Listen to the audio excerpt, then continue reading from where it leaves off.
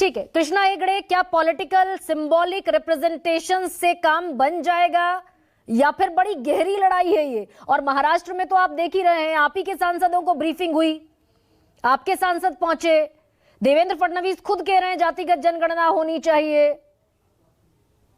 देखिए, सम्मान्य प्रधानमंत्री जी ने कहा है कि जो भी गवर्नमेंट स्कीम है, लाभ है या सुविधा है, वो गरीबों को, महिला वर्ग को, किसानों को और युवाओं को मिलना चाहिए। तो मुझे लगता है जो सम्मान्य प्रधानमंत्री जी ने कहा वो बहुत सही चीज कहा। जो आप कह रहे हैं कि जातिगत जनगणना, मैं तो उससे आगे बढ़ के कहूंगा कि उससे भी इम्पोर्टेंट है इकोनॉमिक सेंसस। और अगर आपने इकोनॉमिक सेंसस किया है तो आपको पता चलेगा कि कौन से वर्ग को कितना सुविधा देना चाहिए और कब कब देना चाहिए।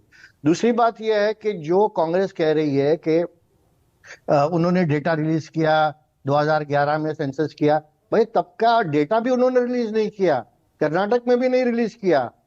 1931 में पहला सेंसस हुआ और उसके बाद कौन सा सेंसस किया? इंदिरा गांधी जी ने, सामान्य इंदिरा गांधी जी ने कहा आजादी मिलने के बाद, उसके बाद 1971 में इंदिरा जी ने कहा गरीबी हटाओ।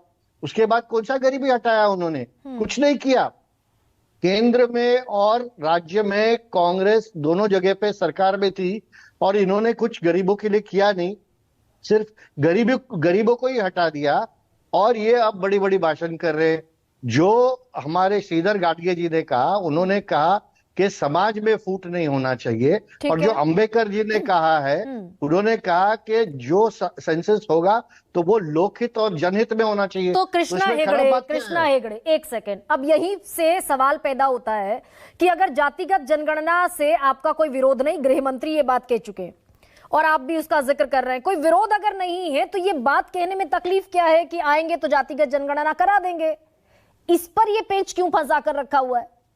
देखिए, जो बिहार का आप हमेशा आंकड़ा बताते हैं वो एक सर्वे है और 15 दिन में 13 करोड़ लोगों का सर्वे किया, तो कितना अच्छा सर्वे होगा आप समझ ही लीजिए। अब आप बिहार, तो उसका क्रेडिट भी आप ही ले रहे हैं। एक सेकंड, वो जो जातिगत जनगणना का निर्णय जिस कैबिनेट में हुआ उसमें बीजेपी मौजूद थी। और मेरा सवाल ये नहीं है, मेरा सवाल ये है कि ओबीसी को लेकर मोर्चाबंदी करेंगे, लामबंदी करेंगे, घोषणाएं करेंगे, योजनाएं बनाएंगे, सब करेंगे, समाजशास्त्र गिनवाएंगे, तो बता दें भाई कि जातिगत जनगणना हम आएंगे और करा देंगे 25 में। नहीं, मैंने आपको कहा है ना कि देखिए, सरकार आने दीजिए, हम वो भी करेंगे। लेकिन इंपॉर्टेंट ये चीज है कि इकोनॉमिक सर्वे हो और जो इकोनॉमिकली वीकर सेक्शन है हमारे देश का, उसको लाभ पहुंचे, ये सबसे इंपॉर्टेंट है। तो इकोनॉमिक वीकर सेक्शन के लिए भी आपने 10% का रिजर्वेशन लागू किया था 2019 में। रिजर्वेशन छोड़िए ना, मैं लाभ की बात कर रहा हूँ।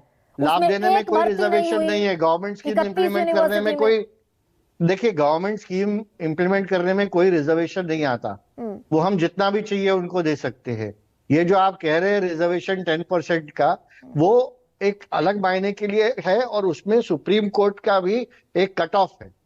तो मेरा मानना यह है कि जो कांग्रेस कह रही है और जो कहने में और करने में बहुत उनका फर्क है।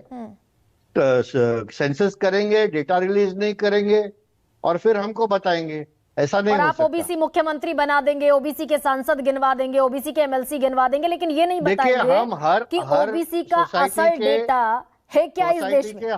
हर वर्ग को हम रिप्रेजेंटेशन देंगे और बीजेपी वो कर रही है और मुझे लगता है देश की जनता भी खुश है। और 2024 में भी मेरे हिसाब से जो सम्मान्य नरेंद्र मोदी जी का काम है, जो उन्होंने जो स्कीम्स लोगों के लिए दिए हैं जनहित में और लोकहित में, उनके वजह से बीजेपी और एनडीए फिर से वापस आएगी। ठीक है।